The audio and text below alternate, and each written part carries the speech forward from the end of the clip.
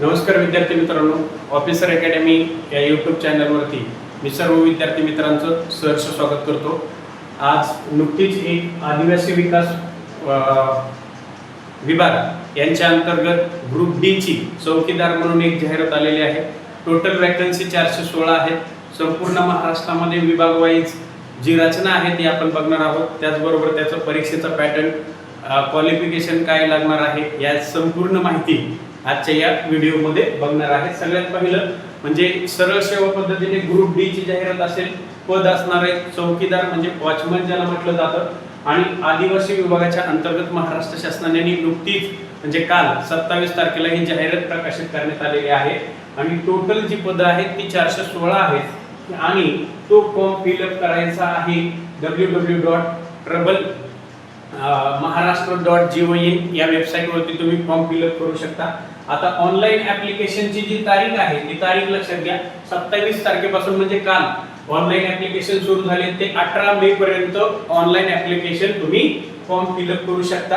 Okay, आता त्याची संपूर्ण माहिती आपण बघणार आहोत। 416 जी पद आहेत ही 416 कुठल्या विभागामध्ये किती पद येणार आहे, ग्रुप बी ची ही जाहिरात असणार आहे आणि IBPS मार्फत ऑनलाइन पद्धतीने ह्याची परीक्षा होणार आहे। ही विद्यार्थ्यांना माहिती असलं पाहिजे। परीक्षा पॅटर्न, क्वालिफिकेशन 10वी पास आहे याची संपूर्ण माहिती आजच्या या व्हिडिओमध्ये बघणार आहोत। सगळ्यात पहिलं म्हणजे 416 मध्ये राजूर तालुका, अकोले जिल्हा, अहिल्यानगर यामध्ये टोटल जर पद बघितली आपण तर 15 पद आहेत आणि या 15 मध्ये कास्ट वाईज या ठिकाणी पूर्ण विश्लेषण दिलेलं आहे। ज्यांना कोणाला याची PDF हवी असेल तर एक त्यांना मी PDF सुद्धा WhatsApp वरती शेअर करेल, पूर्ण म्हणजे डिटेल्स आहे। त्यानंतर दुसरं जर आपण बघितलं तर धुळे जिल्ह्यासाठी टोटल 29 जागा या ठिकाणी आलेल्या आहेत। ओके, त्यानंतर आहे तळोदा जिल्हा, नंदुरबार या ठिकाणी 30 जागा आहेत आणि 30 जागेचं विवरण यावेळी कास्ट वाईज या ठिकाणी सर्व दिलेलं आहे। ओके, त्यानंतर जर आपण बघितलं तर नाशिक मध्ये 34 पद आहेत विभागाला। त्यानंतर जर आपण बघितलं तर नंदुरबार साठी 23 जागा आहेत आणि त्याचं विवरण प्रत्येक ठिकाणी दिलेलं आहे। त्यानंतर आहे कळवण जिल्हा नाशिक, 42 पद आहेत, त्याचंही विवरण दिलेलं आहे। त्यानंतर आहे यावल साठी 9 पद आहेत। त्यानंतर आहे गोडेगाव तालुका, आंबेगाव जिल्हा पुणे, त्यासाठी टोटल 26 पद आहेत। त्यानंतर जर आपण बघितलं तर शहापूर जिल्हा ठाणे या ठिकाणी 19 पद आहेत टोटल विभागाला।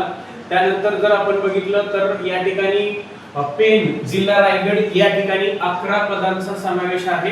त्यानंतर जर आपण बघितलं तर जव्हार जिल्हा पालघर या ठिकाणी 17 पदांची ही जाहिरात आहे।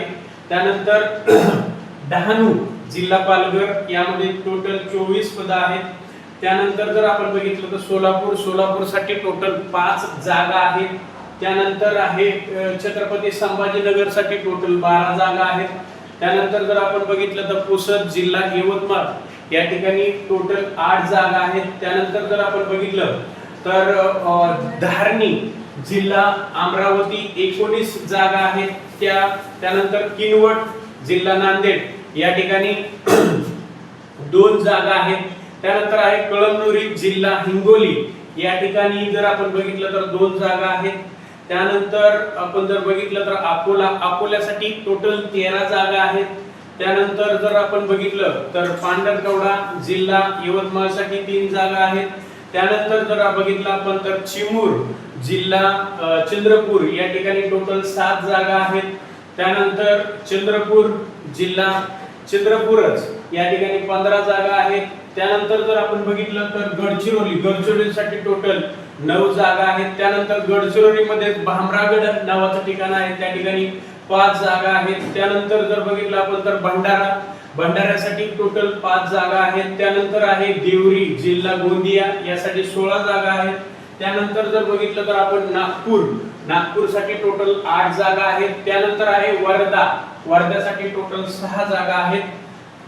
त्यानंतर जर आपण बघितलं तर अहेरी जिल्हा गडचिरोली यासाठी 2 जागा आहेत। अशा टोटल 416 जागा आलेल्या आहेत आणि विभाग वाईज त्याचं वर्णन या ठिकाणी दिलेलं आहे। यानंतर आपण बघणार आहोत की हे जो ऑनलाइन ऍप्लिकेशन फॉर्म आहे हा कोण भरू शकतो। तर सगळ्यात महत्त्वाची गोष्ट आहे की 10वी पास मिनिमम विद्यार्थी असला पाहिजे आणि दुसरी एक महत्त्वाची गोष्ट आहे एज क्रायटेरिया हा मिनिमम तुमचा 18 वर्ष कंप्लीट असला पाहिजे आणि जास्तीत जास्त ओपन कॅन्डिडेट्स असेल तर 38 वयापर्यंत फॉर्म फिलअप करू शकतो आणि कास्ट मध्ये असेल कोणत्याही तर 43 वयापर्यंत बघू शकतो फॉर्म भरू शकतोय। याची सर्व डिटेल्स आपण बघणार आहोत पुढे या ठिकाणी आरक्षणचा पूर्ण क्रायटेरिया आपल्याला दिलेला आहे। ओके, अनाथासाठी सुद्धा काही जागांसाठी आरक्षण आहे पूर्णपणे डिटेल, त्यानंतर माजी सैनिकांसाठी आरक्षण आहे त्याच्या पूर्ण आपण बघितलेला आहे। ओके, त्यानंतर प्रकल्पग्रस्तांसाठी सुद्धा काही ठिकाणी आरक्षण आहे त्याचाही फायदा घेतला पाहिजे।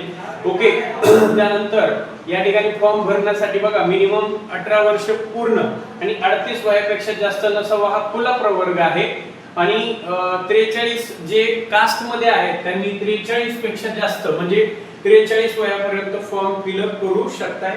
त्यानंतर जर आपण बघितलं तर क्वालिफिकेशन शैक्षणिक क्वालिफिकेशन हे मिनिमम विद्यार्थी 10वी पास असणं हे गरजेचं आहे। जो विद्यार्थी 10वी पास आहे तो विद्यार्थी फॉर्म फिलअप करू शकतोय। त्यानंतर दुसरं सर्वात महत्त्वाची गोष्ट आहे की या ठिकाणी ऑनलाइन एग्जाम असणार आहे आणि त्या ऑनलाइन एग्जाम मध्ये जर आपण बघितलं तर ज्या पद्धतीने सरळ सेवेला आपण फॉर्म भरतो कुठली तलाठी ग्रामसेवक कुठल्याही ठिकाणी त्या ठिकाणी जो अभ्यासक्रम आहे तोच अभ्यासक्रम या ठिकाणी आहे। कुठल्याही प्रकारची विद्यार्थ्यांना अडचण येणार नाही। जर आपण बघितलं तर 200 गुणाची तुमची परीक्षा होणार आहे। त्यामध्ये तुम्हाला मराठी म्हणजे 50 मार्काला आहे, इंग्लिश 50 मार्काला आहे, सामान्य ज्ञान म्हणजे ज्याला आपण जीएस म्हणतो हे सुद्धा 50 मार्काला आहे आणि बौद्धिक मॅथ आणि रिझनिंग ओके अशा मिळून तुमचा 200 मार्काचा 4 टॉपिक हे सरळ सेवेला कॉमन टॉपिक असतात आणि 120 मिनिटं म्हणजे जवळपास 2 तास तुम्हाला वेळ असणार आहे आणि आयबीपीएस ही परीक्षा घेणार आहे ही सगळ्यात महत्त्वाची गोष्ट आहे। ओके, त्यानंतर अमागासवर्गीय म्हणजे ओपन क्रायटेरिया मध्ये असणाऱ्या विद्यार्थ्यांना 1000 रुपये ऑनलाइन ऍप्लिकेशन फॉर्म फी भरावी लागेल। त्यानंतर कास्ट मध्ये असेल तर त्यांना 900 रुपये फॉर्म फिलअप करावा लागेल म्हणजे ऍज पर तलाठी लेवल ही एक्झाम आहे। सिलेबस पण त्याच पद्धतीने आहे। ऑनलाइन ऍप्लिकेशन मी सुरुवातीला सांगितलं होतं की 27 तारखेपासून ते 18 मे पर्यंत तुम्ही फॉर्म फिलअप करू शकता www.travelmaharashtra.gov.in या वेबसाईट वरती। ओके, ह्या ठिकाणी वेबसाईट पण दिलेली आहे। ओके, ऑनलाइन ऍप्लिकेशन साठी बघा तुमच्याकडे छायाचित्र म्हणजे एक पासपोर्ट साइजचा फोटो आहे। ऍप्लिकेशन कशा पद्धतीने करायचे स्वाक्षरी काळ्या पेननी करायची आहे।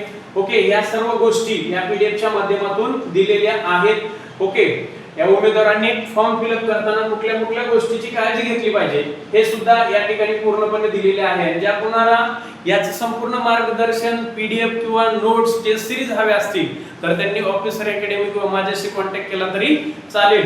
अशा पद्धतीने ही एक जाहिरात आहे आणि याचा पूर्णपणे विद्यार्थ्यांनी फायदा घ्यावा अशीच या ठिकाणी माझी इच्छा आहे। कारण का ह्याचा पूर्ण सिलेबस आपण जर बघितला तर ऍज पर सरळ सेवा म्हणजे परीक्षा सरळ सेवाच म्हटले जाते, सिलेबस सुद्धा सरळ सेवेच्या लेवलनेच आहे आणि याचं संपूर्ण मार्गदर्शन तुम्हाला नक्कीच दिलं जाईल। नोट्स टेस्ट सिरीज या सर्व गोष्टी दिल्या जातील। ओके, तर असेच नवनवीन व्हिडिओ पाहण्यासाठी ऑफिसर अकॅडमी चॅनलला सबस्क्राइब करा आणि जास्तीत जास्त विद्यार्थ्यांपर्यंत हा व्हिडिओ शेअर करा। धन्यवाद।